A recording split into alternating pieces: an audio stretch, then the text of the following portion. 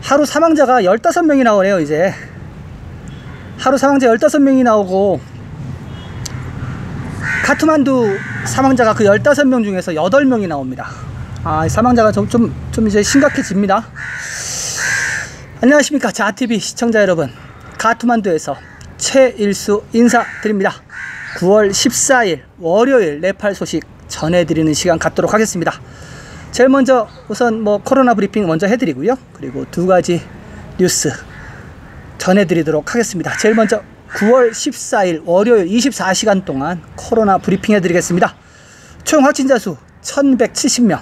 네, 1000명이 기본입니다. 이제는 1170명 나와서 55,329명이 되었습니다. 그리고 카트만두는 역시 500명이 넘었습니다. 512명 나왔습니다. 512명 나와가지고 지금 현재 누적 확진자는 12,248명 나와 있고요. 그리고 지금 체크해 드릴 것은 지금 현재 500명 이상 활성 지역을 좀 불러드리도록 하겠습니다. 지난번 그 12군데 디스트릭트가 있었는데 지금 줄었습니다. 지금 총 8개 디스트릭트 밖에 없습니다. 순사리, 루반더히, 모랑, 살라히, 카트만두, 박타푸르, 랄리푸르, 치투안. 카트만두도 그 벨리 안에가 3개 들어갔어요. 3개 들어갔고, 치투안이 계속 올라오니까 치투안이 지금 들어간 형편이고, 그리고 루반더히가 들어가 있습니다. 그리고 계속 그 올라왔던 퍼르샤는 좀 빠졌어요. 다행입니다. 퍼르샤는 좀 잡힌 것 같고요. 루반더히는 아직 안 잡혔습니다. 루반더히는 안 잡혔고, 지금 계속 치고 올라가는 거는 카트만두, 박타푸르, 랄리푸르, 치투안, 이렇게 큰 도시에서 좀 계속 환자가 늘어나고 있습니다. 그리고 그 반대로 활성 환자가 한 명도 없는 제로 활성 환자를 보이고 있는 디스트릭트 불러드리겠습니다. 1프로빈스에 솔로쿤부가 들어갔습니다. 솔로쿤부는 에베레스트 존입니다. 그리고 간다키 프로빈스에 머넝, 무스탕, 맥디, 이렇게 3개 디스트릭트가 들어가 있고요. 그리고 꺼널리 프로빈스에는 무구, 돌파, 훔나, 이렇게 3군데가 들어가 있는 상태입니다. 그래서 지금 전반적으로 그 활성 환자 없는 데는 산 쪽에 있고요. 그리고 500명 이상 있는 데는 앞서 말씀드렸다시피 카트만두 계곡, 치투안, 그리고 나머지는 아래 인디아 국경 쪽에 있습니다. 사망자는 지금 가장 많은 1일 사망자 나왔습니다. 15명 나왔다고 제가 말씀을 드렸죠. 그래서 사망자는 지금 현재 360명이 됐습니다. 360명이 됐고, 여자는 지금 총 5명, 남자는 10명입니다. 여자는 지금 보면은 61세 카트만두, 63세 고르카, 너월버릇이 62세, 55세 퍼르샤, 47세 커필 바스투. 네, 퍼르샤가 또 한 명 들어갔네요. 그리고 남성 10명 중에서 5명은 카트만두입니다. 77세, 62세, 73세, 85세, 70세. 그리고 랄리푸르가 55세, 박타푸르 73세, 라메찹 23세. 모랑이 40세하고 70세. 바그마티 프로빈스가 지금 너무 많아졌는데요. 카트만두 계곡만 지금 8명이고 바그마티까지 하면은 10명이 넘습니다. 이래서 지금 현재 네팔의 사망률은 0.65%입니다. 사망률은 선진국보다는 낮아요. 되게 낮은 편입니다. 0.65% 기록하고 있고요. 지금 24시간 동안 완치 환자 879명 나왔습니다. 신규 확진자보다 좀 떨어졌죠. 그래서 지금 완치자는 39,576명. 내일이면은 완치 환자 4만 명 돌파하겠네요. 그래서 지금 네팔의 회복률은 71.53% 기록하고 있습니다. 그래서 지금 완치자보다 신규 확진자가 많은 관계로 활성 환자는 늘었습니다. 276명이 늘었습니다. 그래서 현재 네팔 활성 치료 받고 있는 사람은 15,393명입니다. 15,393명. 그리고 이 중에서 가정 격리 중인 환자, 정확하게 인원이 나왔더라고요. 보니까 7,275명. 가정 격리 중 인원이 7,275명, 병원 시설 격리 중 인원이 8,118명. 그래서 지금 가정 격리 중 인원이 47.26%입니다. 어제도 제가 말씀드렸다시피 가정 격리 중 인원이 보통 대충 한 40%라고 말씀드렸는데, 어제 제가 그 보고서 정부에서 매일매일 발행하는 보고서 보니까 47.26%예요. 거의 50%에 육박되는 인원이 집에서 가정 격리 중입니다. 네, 검역소 인원 늘었습니다. 538명이 늘었네요. 그래서 6,892명 기록 중입니다. 지금 매일 해외에서 고립된 네팔리들을 지금 송환하고 있기 때문에 이것은 꾸준히 계속 늘지 않을까 좀 생각을 합니다. PCR 테스트는요, 24시간 동안 1878건 실행했습니다. 그래서 지금 네팔 누적 PCR 테스트 건수는 85만 1,405건 기록하고 있습니다. 계속해서 네팔 전체 현황과 단신 몇 가지 전해드리도록 하겠습니다. 지금 현재 카트만두, 벨리는 9월 16일까지 부드러운 넉다운이 가고 있습니다. 그리고 지금 현재 국제선 같은 경우는 9월 2일 날 재개를 했죠. 그러나 일반인은 입국할 수 없습니다. 네팔로 돌아오는 네팔인과 그리고 외교관 여권 소지자, 국제개발협력기관 이 관계자 그리고 그 가족들만 가능합니다. 또한 대한항공은 9월 29일까지 운항 계획이 없습니다. 9월 29일이 돼봐야 대한항공이 10월달, 11월달 어떻게 될지 발표가 납니다. 그 앞서서 일찌감치 발표를 할 거예요. 발표가 되면은 제가 보도를 해드리는 걸로 하겠습니다. 그리고 지금 현재 공식적으로 국내선 장거리 버스 9월 16일까지 운항 계획이 없다고 말씀드렸잖아요. 그런데 어제 저녁에 정부 강요회의에서 새로운 발표가 나왔습니다. 새로운 발표가 뭐냐면은 정부가 9월 21일부터 디스트릭트 간 대중교통, 말하자면 장거리 버스를 얘기하는 겁니다. 그리고 국내 항공 서비스를 재개하기로 결정하였습니다. 다시 한번 말씀드립니다. 지금 현재 9월 16일까지 운항 계획이 없는 국내선과 장거리 버스는 9월 21일부터 운항을 하기로 결정을 했습니다. 그러니까 국내선 및 장거리 노선은 9월 21일부터 시작이 됩니다. 그러니까 자연스럽게 9월 20일까지 운항 계획이 없습니다. 이것은 지금 월요일 저녁 발로아딸에 있는 총리 공간에서 이루어진 강요회의에서 결정이 난 상태입니다. 네, 아무튼 이제 9월 21일부터는 전면적으로 다니는 겁니다. 장거리 버스가 다니고요. 그리고 국내선 항공이 다니는 겁니다. 네, 그렇게 알아두시고요. 그리고 지금 현재 보건부가 이번 주에 카트만두 벨리에서 확진자 수가 정점을 찍을 것이라고 좀 예상을 조심스럽게 했는데 지금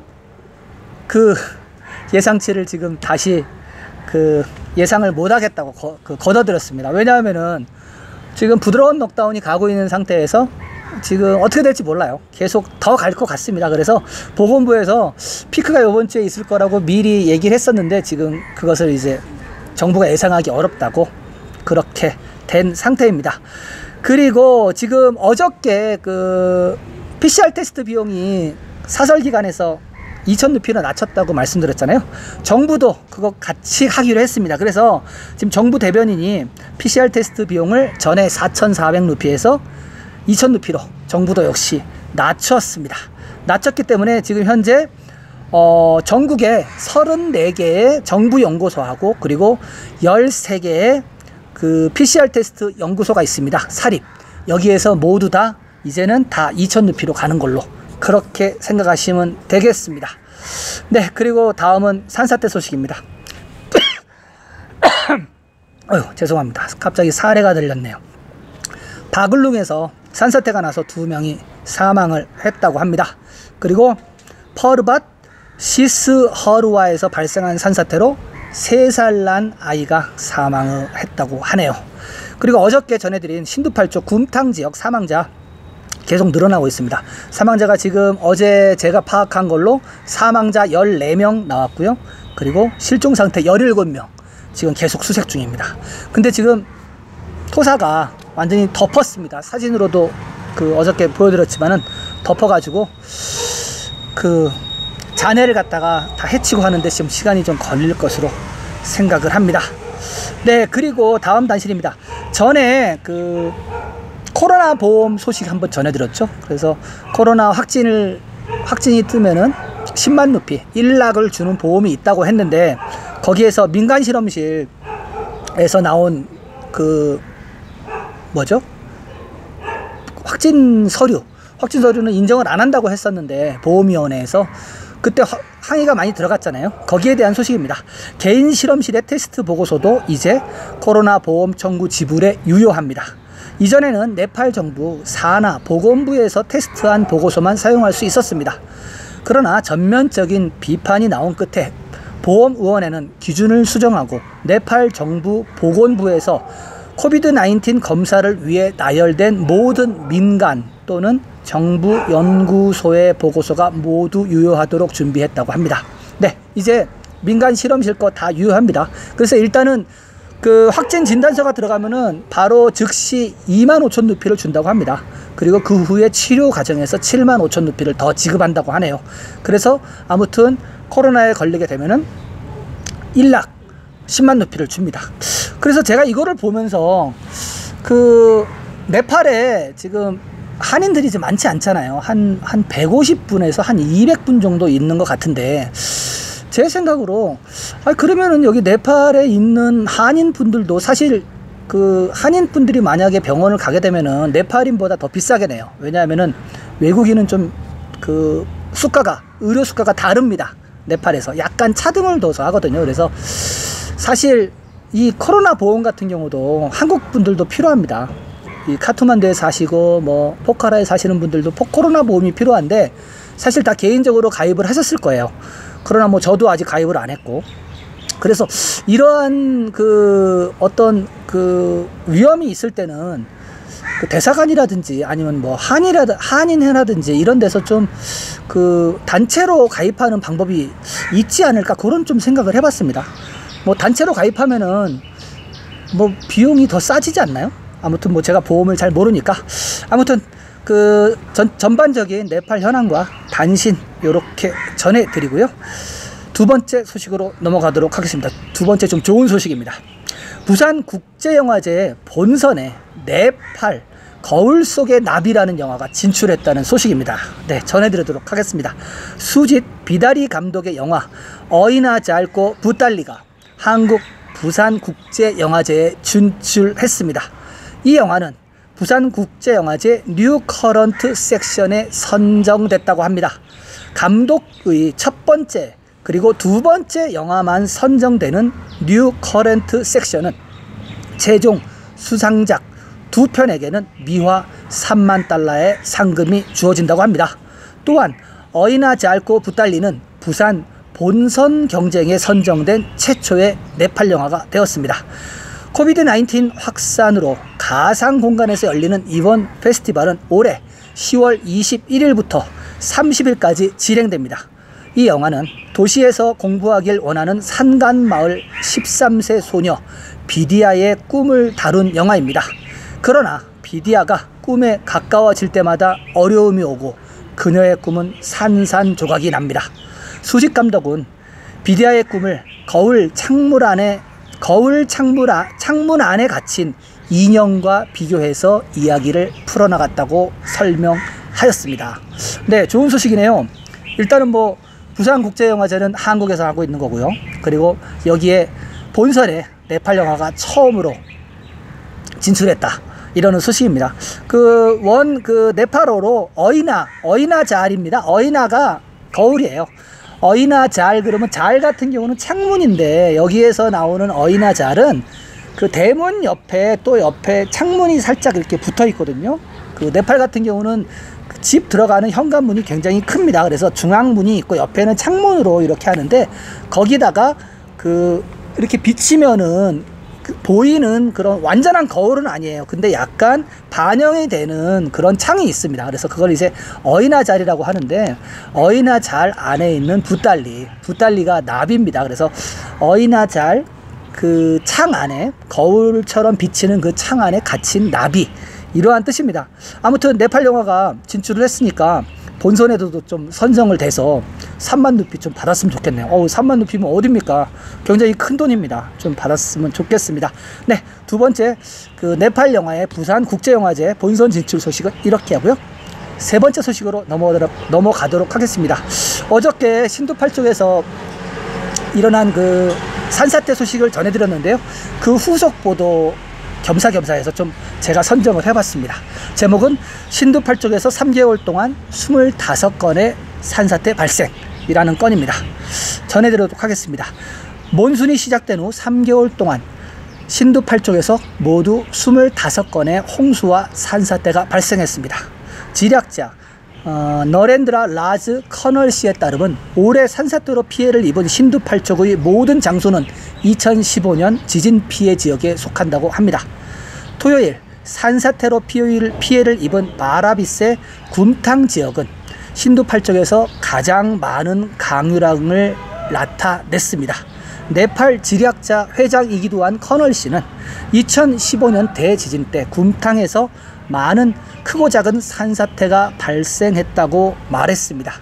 신두팔 쪽 산사태는 2015년 지진으로 지반이 흔들린 상태에서 계속되는 비로 인해 발생한 것이라며 신두팔 쪽은 지질 경계와 지반이 다른 곳보다 약하다고 합니다. 이러한 지역에서 이루어지는 인간 활동이 증가함에 따라 산사태 위험이 크다고 말합니다. 과거 연구에 따르면 바라비세 지역은 침식 위험이 높은 지역이었다고 합니다. 지질학자 다칼씨는 신두팔 쪽 보테코시와 순코시 지역의 모든 정착지는 강과 연결되어 있기 때문에 홍수나 산사태의 위험이 크다고 말했습니다. 지형도 매우 가파르지만 인구 밀도도 높기 때문에 위험한 것입니다. 전문가들은 대지진 이후 이 지역에 대한 지질학적 연구를 수행하였습니다. 그들은 또한 보테코시 및 순코시를 포함한 전체 지역을 위험지역으로 표시했습니다. 네, 전에도 제가 그 산사태 날 때마다 그 전달을 해드렸는데 신두팔 쪽에서 2015년 때 지진이 크게 많이 왔습니다. 그 진앙지로도 많이 오고 그래가지고 그 지반이 많이 흔들린 상태에서 올해 몬순 때 특히 이런 그 인명피해가 많이 났는데요. 어떻게 보면은 3개월 동안의 몬순에서 피해를 입은 사람이 지금 코비드 19 때문에 입은 사람하고 거의 비슷합니다. 되게 그만큼 폭발적이에요. 몬순 피해가. 홍수 산사태 나면은 뭐 하룻밤에 뭐 40명 50명씩 그렇게 휩쓸리니까 위험한 지역인데, 어제도 제가 말씀드렸다시피 이렇게 정주지를 마을을 옮기는 게 쉽지 않습니다. 그렇지만은 뭐 올해도 계속 피해를 나고 하니까는, 만약에 올해도 이렇게 피해난 지역에 다시 거기 가서 산다 그러면은 내년에도 또다시 반복이 될 겁니다. 그런 피해가 좀 다시 반복 안 되려면은 신두팔 쪽에 있는 지금 마을들을 좀 비탈 그 산 위에 있는 그 마을들을 좀 옮겨야 됩니다. 뭐 정부에서 뭐 많이 알겠지만은 예산이 있을지 모르겠습니다. 아무튼 그 전체적으로 네팔 소식하고 코로나 뉴스 이렇게 전해드리고요.